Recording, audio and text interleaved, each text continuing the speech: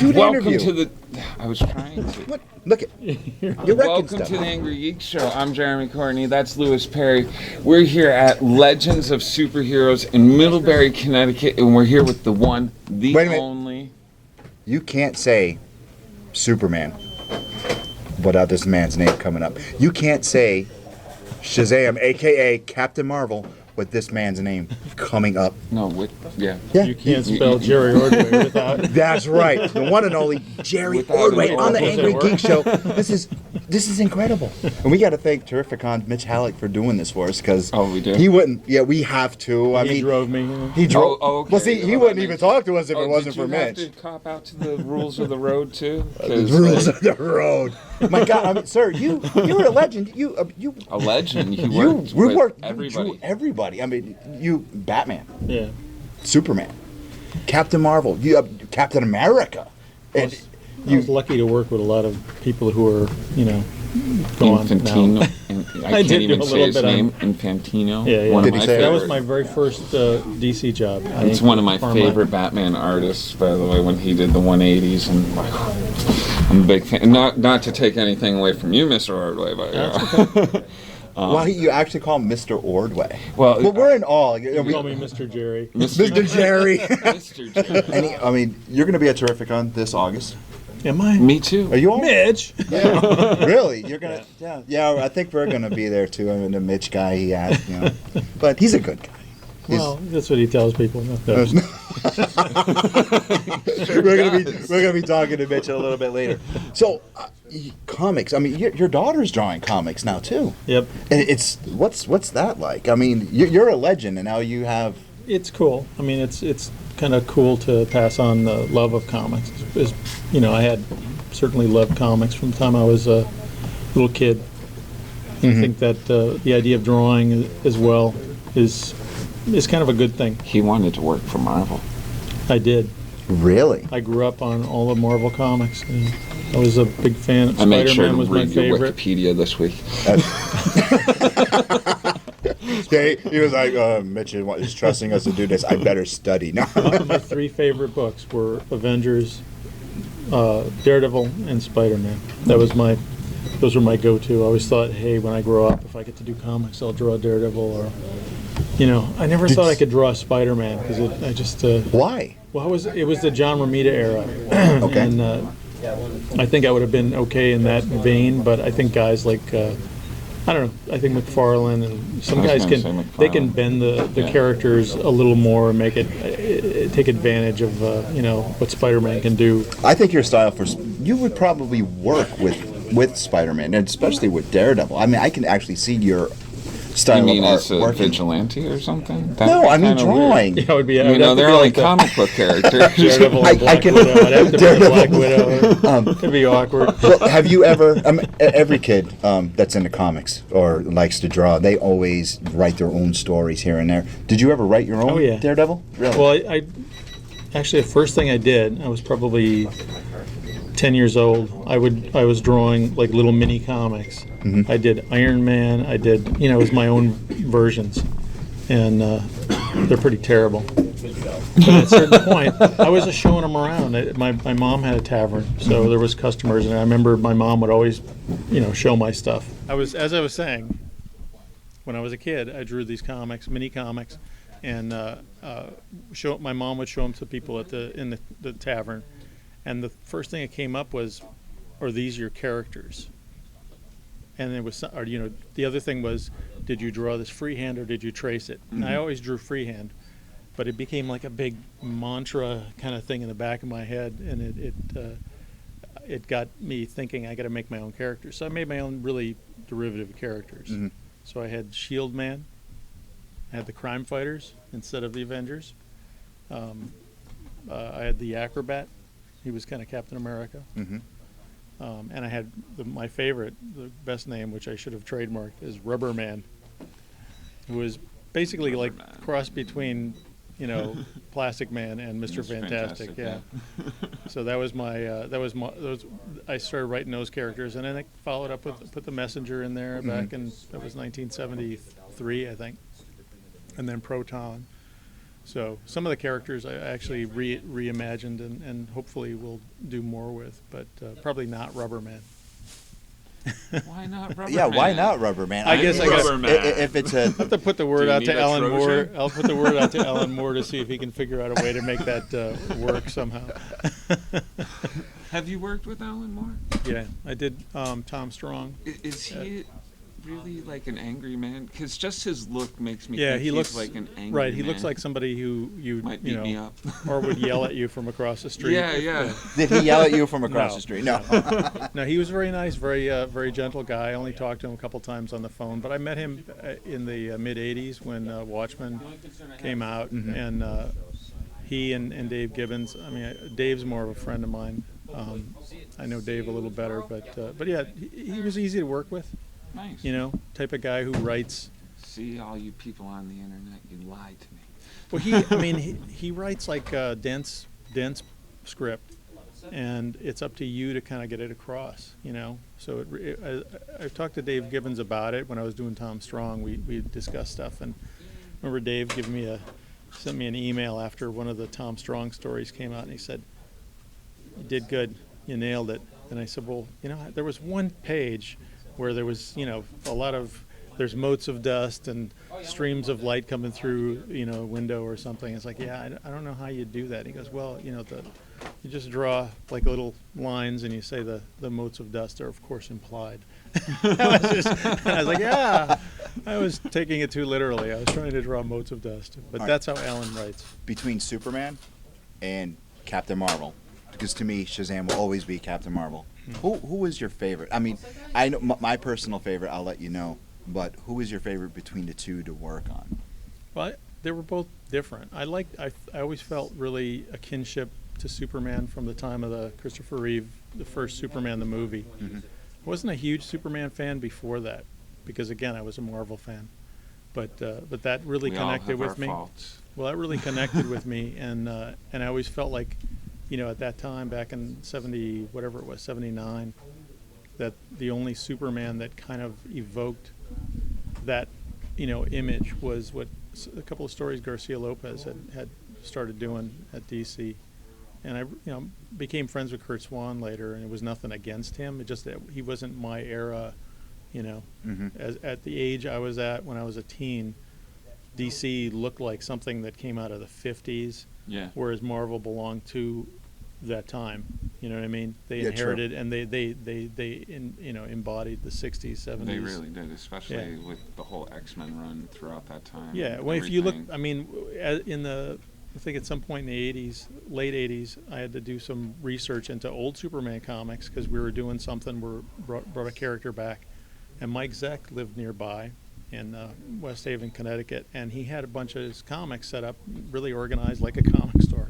So I went down in his basement, started looking through these books, and Superman from 1950 through 1970, before Denny O'Neil and Kurt kind of His look really didn't change. the books themselves, the cover, it looked like it could have been from the 50s. There was virtually no change. And that was kind of shocking in a way, because I went, whoa, I didn't realize it was that bad. But obviously subliminally as a 10, 11-year-old, I was picking up on it, Go checks or not, that didn't change the the actual content of the covers. But anyways, Captain Marvel, character that I kind of stepped into. I always liked his costume.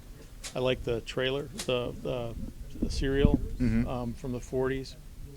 But I really didn't, I think my experience with Captain Marvel was the C.C. Beck relaunch in 71 or whatever it was, 72, 73, I don't know, when DC got the rights. When DC got the rights. Yeah. And I remember buying the first couple and thinking, oh, this is interesting. And Denny O'Neil, I thought, did a good job with updating story-wise.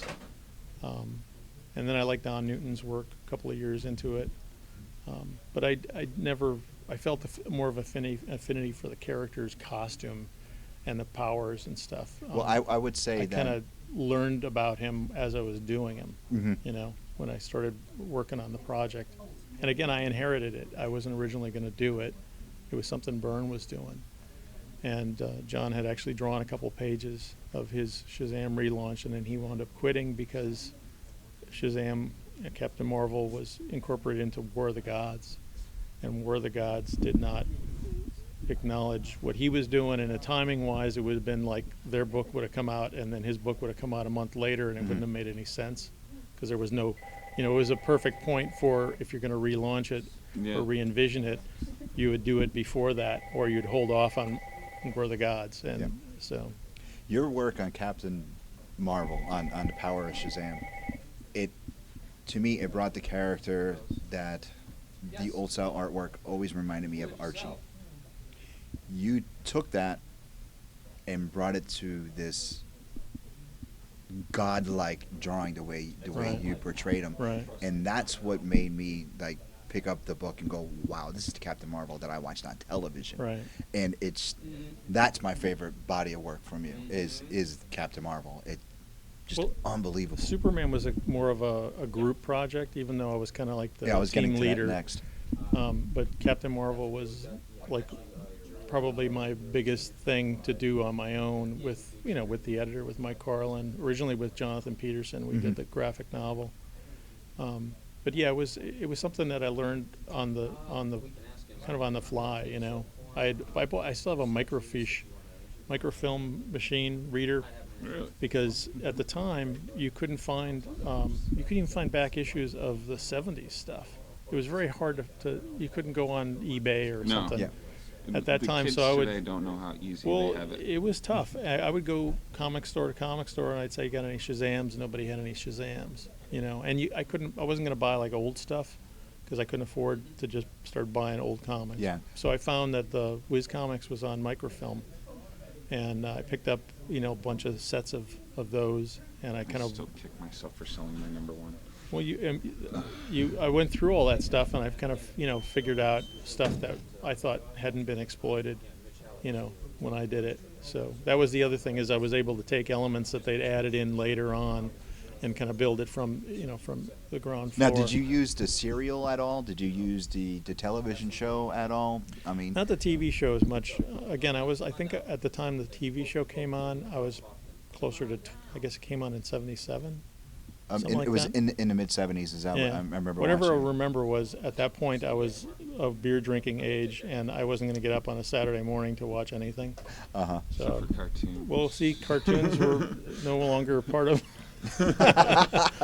So I never had that. I think maybe if a couple of years younger, like Alex Ross is a little younger, and he was a huge fan of that TV show, and I remember watching it. I just wasn't a fanatic about anything beyond comics. All right. But yeah, we incorporated the serial because Jonathan and I were both fans of that, and also we wanted to do the launch Power of Shazam as if it were the script for the Power of Shazam movie. That was the way we approached it, because we had just done the Batman movie adaptation. We said, let's do it. I went to a lot of effort to try to design the background, make it all. The city, everything was Art Deco. There was a lot of research and a lot of building Fawcett City, and the look. So that was the point, was to try to create something that you'd, just for fun. It's like, okay, if they did a movie, here's the elements from ground, set in kind of order. You just brought up the Batman adaptation. Did you get to meet Michael Keaton? No. Because your artwork is like spot on. Yeah, it looks just like him. I got to be on set only kind of by accident, because I was at a convention in London in '88. It was late October '88, and they had just been building the sets at Pinewood Studios. So I got a tour, got to see costume. I didn't know I was doing the book at that point. I'd kind of agreed. The book came up like maybe a month later, and it was like, okay, wow. They wouldn't let you take pictures, so I had nothing there. Nothing to but reference, I had a sense of what things looked like. I got to see the car, and it was pretty awesome. It looked. I have both the prestige format and the newsstand edition of the book, and you nailed it. Well, I also got. I did. Over there? Me and Mr. Ordway go way back since Super Mega Fest. Got the adaptations too. But no, I had a lot of reference for that, because again, Jonathan did a good job, the editor, and we had this connection within Pinewood. I forget his name, Gordon something, who was like the publicist. So they would send DC boxes of photos from set, because these movies all had set photographers. Yep. So you weren't you're waiting on film or whatever. You had these guys shooting, like they'd roll the film, and a guy would shoot a couple of shots of the actors in place or whatever. But you nailed it. You absolutely. Okay. Well, I had to do an audition for Keaton, Nicholson, and Kim Basinger. I had to draw. The way it worked was we had the choice of having to submit pages for approval or get like upfront approval based on audition drawings. So basically, they all signed off and said, "Okay, we trust him that he's gonna, And Nicholson's That's interesting. people, I had to go and do a second run at it because I didn't have any reference of the Joker, and I was just going on movie pictures that I had in my files. But yeah, I think I posted those on Twitter at some point. I know they're on Facebook as well. There were, shots of Keaton in the Batman costume. Shots of Keaton as Bruce Wayne, shots of the Joker, Nicholson as the Joker, Nicholson as the gangster, and then Kim Basinger. So I was the only guy who had likeness approval. So when the movie exploded and they suddenly went, "Hey, we need to do more toys," and then DC wanted to do T-shirts and stuff, they said, "Oh, the only person who got," because it had been done before the movie was big, I was the only guy who had this approval. So DC took the artwork from the book and they created a style guide. And they paid me, a lump sum of money to reuse it. And then I think I just extended artwork on a few shots where there maybe a foot had to be drawn that had been cropped by a panel, whatever. That's wow. All right, before we wrap up, we got 2 geek questions for you. 2 geek topics. Age-old question: who would win, Superman or Captain Marvel? Well, I always say. I gotta add. This is the man to ask. I know, we wanted to ask we this all know question. That's something we did put thought into, and one of the things that even before Alex Ross did his Kingdom Come, when we discussed the idea that since Superman had that weakness to magic, that was the fatal flaw. I mean, Superman technically would be stronger, except that the magic itself gave. So the Captain big red cheese Marvel would win. Yeah. It's one of my best. You heard it here, favorite right here. Masters of the Universe versus the DC Universe when He-Man was under control, but stabs him with the sword.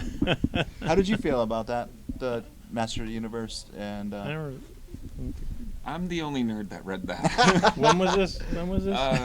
Probably only a few years ago, but okay. like they originally did it with DC Comics Presents 47 and He-Man and Superman. Oh, it was all that stuff. when they had the license to do the He-Man comics a couple of years ago. And they do I it missed that. again I mean, it's been kind of like discussed probably to death, but I always felt like that, at least at that point, that I don't know if Superman still even has that susceptibility to magic.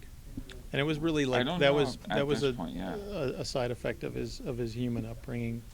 It was almost more of a psychological impediment. That was the way we looked at it when we were doing Superman. Was that That's a good way to point that out. I well, never because thought he about was raised, again, he was raised Midwestern, very likely Catholic, so he had raised human. a bit of superstition built into, and I think that was the way we figured it, at least. It wasn't like a hardcore thing. Like it was mostly in his head. So he was his own. Around like the Baptist church. Okay, next topic, and this is it. We're gonna wrap it up. I'd like to know what Mr. Ordway. Well, he thinks doesn't. of He's B busy. He's got versus fans here to S. meet him. Oh, what did you think of B versus S? I'm like one of the probably a few guys who really liked it. No, what do you mean, few guys? Okay. I loved it. I thought it was tremendous. I'm so sick of seeing people trashing it, and Oh, they continue to trash so it. with you. I wasted like a week on Twitter from the time I saw the. Oh, I know. I was reading it. I saw it on a Sunday. I was lucky enough to go to the Radio City premiere. Oh, nice. And I saw it on the Sunday, and then I went again when Mitch saw it on the Thursday or whatever it was, the following. And I saw it on IMAX. Whereas Radio City. In Manchester, right? Huh? Manchester, Connecticut, you saw it? No, I saw it in Milford. Milford, okay. But yeah, the Radio City show was, Dolby sound, everything else was widescreen, huge. But the sound mix wasn't. We should have had a good sound mix, but I couldn't. Everything was blaring. Oh, so the sound like our show and the problems we were having in the beginning. Well, it was just I think because Radio City maybe because being more of a music venue, The acoustics, yeah. that you do a 5-channel, movie mix. There's probably one sweet spot to be in, and if you're not in that spot, you're getting, So the music blared, and I just felt like when I saw it in IMAX, it was like, okay, well, this made a big difference because you could hear the dialogue. The music didn't sound horrible, which it did in this this other show. It just sounded blaring, and I was like, it could be on purpose. So that's why I wanted to see it again. But I'd like to see it again now. Me too. I've watched Me it too. 4 times. How did you feel when you saw when Wonder Woman showed up on screen? It was great, and that in both of those showings there was an audible, sound from the crowd. It was like, oh my god, a huge pop. Yeah. What do you think of Aquaman? Not the Aquaman from B vs. S, but just in general. I'm not, I haven't read Aquaman in many Nobody years. reads Aquaman. Well, I heard Jeff Johns did a good job on it. Oh yes, He did. His But new 52 run. I was had stopped. Pretty decent. Pretty much, I haven't read a bunch of stuff. I mean, it's like when I was working on DC stuff regularly. I would read stuff more regularly because it was part of I needed to know Like what these homework. characters were doing. You had to And bring once that I up. didn't, Well, I just wanted to see if Mr. Ordway. but once I hated didn't, I just Aquaman. Thought I he don't was a hate him. loser. But there's no See, he no. doesn't hate him. Lame. No. You know what? He's only doing that because I am a big Aquaman fan. Yeah. No. That's all. See, I thought that when I've drawn him in say the '70s version, that costume or whatever. Yep. I drew him in Superman once when Byrne was writing. Yep. And I've drawn the costume for DC style guides and stuff, and I always liked that costume. I think he's a cool looking character. I never had a problem with that. He certainly has a better costume than Namor. Oh well, yes. So, I mean, if you gotta go out for of the- two fish people. Right. A guy in Aquaman. although Aquaman is not a fish person. I keep telling you that He's a week fish after week. person. No, he's not. he No, was, he's not. he was He's not going to want to be on the show in August because now look what you're doing. I don't want to be on the show in August. Just kidding. You just do that to get a rile out of me, No. especially in front of guests. So what's your favorite character? He-Man. It- Okay, so you're big on. And well, did you actually, play with the John- toys that when Oh, you were a kid? yes. So, Are you yeah. kidding? He still has them. I still, Okay. I still have my Castle Yeah. Grayskull and Okay. Snake Mountain, Wow. and the microphone still works on Snake Mountain. Did you buy Warlord toys too? The who? The Warlord toys? No. You see, you bought He-Man, but what year would that be? That would be the 80s. He's not Okay. around us. The Warlord Yeah, toys yeah, were I'm- Hercules, I'm much Arak. younger than you old people. No, I know, but I was just thinking, I have a nephew who was the right age for He-Man back in the 80s, Mm-hmm. and I remember when they put those toys out, they were like really bulky, kind of They are. Almost the lumpy same looking thing. guys, right? Big There muscular, was Hercules, Arak, of course, Warlord. right? There was one other. But they did a whole Warlord line, and it was because those toys were selling so well. They went, oh my God, we need to expand the line. So it benefit Mike Grell, okay. and I remember Grell was like thrilled because he was, Mike was a. I didn't even know that. They did the entire I think there must at least 6 of the Warlord characters from the comics as toys with the same bodies and just new heads. See, I didn't even get into comics until the late 80s when my brother was playing D&D at this shop out in Worcester, Massachusetts. And that's where I first fell in love with Fantastic Four. And, was reading back issues of that because the guy was just like, yeah, nobody buys these. And he pushed over a long box, and I sat there for hours while they're playing D&D. And so I didn't even, Warlord, I know of the character, Right, but I've right. never read about him. See, when I was a kid, I'm probably going to take this on too long. That's okay. My connection with toys was funny because I was a big Captain Action fan, and Captain Action, I know. I got GI Joes 1st, Mhm. like 66. Then it something was like that. Action Jackson. But then, yeah. well, see, Captain Action was like, wow, it's a superhero guy, and he has these costumes. And so when I got into that, I then had my first DC book. The first DC book that I wound up kind of really getting into Mhm. was the Captain Action Oh, comic. no, okay. So DC, Gil Kane, Wally Wood, they did the comic book. See, that's odd for somebody to get into Captain Action first. You would have But I got figured, into DC via Captain time. Action. That's what's kind of funny. That So I is. wouldn't buy a DC comic. That was the first DC comic as a Marvel fan. That was what broke the ice. Wow. And then from there, it was like, oh, hey, look, there's other stuff, See, I'm kind of on the And then same. I Kirby started came with over and- Fantastic Four, And then then I you went went over over. to ASM, and then I found Batman, and I was just like, oh, hold on, comics can be dark and dangerous, and I was like, oh. All right, one last question. We got to get him to his fans. Oh, he has fans? Yeah, I don't know. Are there anybody? Top 5 sidekicks. See, when he asked me this question earlier, I'm like, there's only one real sidekick. Every other sidekick is actually, they were a sidekick, but they got pushed forward into more of their own team and stuff. Right. So what do you feel? What would be your top 5? Well, you have to go with Jimmy Olsen. Good. kind of a Actually, classic. We didn't even think of No, we Olsen as didn't. a sidekick. Okay. Yeah, I guess. Well, Jimmy Olsen, Jimmy definitely a sidekick. Okay. Obviously, Robin. Yeah. So Robin would be number 4? Well, I think Jimmy Olsen would be 1. Robin could be 2. Okay. And then you're I'm really trying hard to think. Yeah, it's like, he brought up I mean, Aqualad. you had I'm like, well, Kid he Flash, wasn't really Kid Flash, know, okay, number 3. sidekicks. They were like but I was Teen not. Titans Yeah, and stuff. I immediately think of like someone like Rick Jones. Rick Jones, another He was sidekick we another. didn't think. He Okay. was Marvel's Jimmy Olsen. Okay. For the Hulk, yeah. Yeah. All right, 2 more. We're putting him on the spot. Well, I'm thinking again the sidekick, truly a sidekick, and I can't remember his name. Was it Jefferson something? He was in the Hulk. He took over as the Hulk sidekick. He was a black kid. It was in the later 70s. Wow, I didn't read the Hulk then. Yeah, No. but that's what I read McFarlane's run on Hulk. See, that's what I think of as a sidekick is that rather than you could say Teen Titans. Those guys were all, but in a way they didn't function. They kind of they weren't. Yeah, they were more of functioned their own separately. team, Yeah, I mean, Batman and Robin were together as a team. Yeah. There's not that many others that jump out like See, that. that's what I told him. All right. Wait, here about Bibbo. Bibbo, Superman's sidekick. There Bibbo. you go. His best pal. See, I was Look gonna at go that. We got Crypto. Bilbo. All right, we're going to take a break. Cherry Ordway. See ya. Who's Jerry Ordway? Thank I you. thought this was Well,